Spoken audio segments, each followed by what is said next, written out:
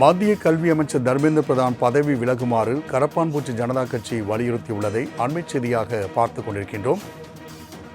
தொடர்ந்து போராட்டம் நடத்தி வரும் நிலையில் மாணவர்கள் மிகுந்த நெருக்கடிக்கு ஆளாகி வருவதாகவும் அவர்கள் தெரிவித்துள்ளனர். அண்மை செய்தியாக பார்த்துக் கொண்டிருக்கின்றோம். கூடுதல் விவரண செய்தியாளர் ராஜேஷ் வழங்க கேட்கலாம். ராஜேஷ், இன்றும் மத்திய அமைச்சர்களோடு பேச்சுவார்த்தை நடைபெறக்கூடிய நிலையில் தர்மேந்திர பிரதான் பதவி விலக வேண்டும் என்று தொடர்ச்சியாக சிஜேபி கட்சியினர் வலியுறுத்தி வருகின்றனர். கூடுதல் விவரங்கள்.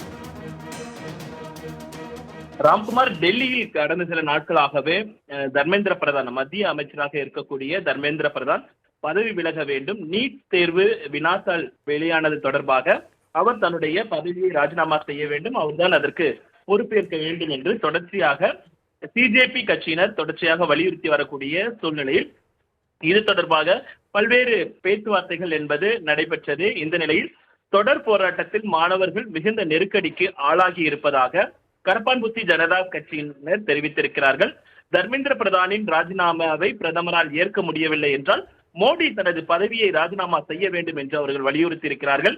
தர்மேந்திர பிரதானின் ராஜினாமா ஏற்க தவறும் பிரதமர் தார்மீக பொறுப்பேற்று பதவி விலக வேண்டும் என்று அவர்கள் கோரிக்கை விடுத்திருக்கிறார்கள்.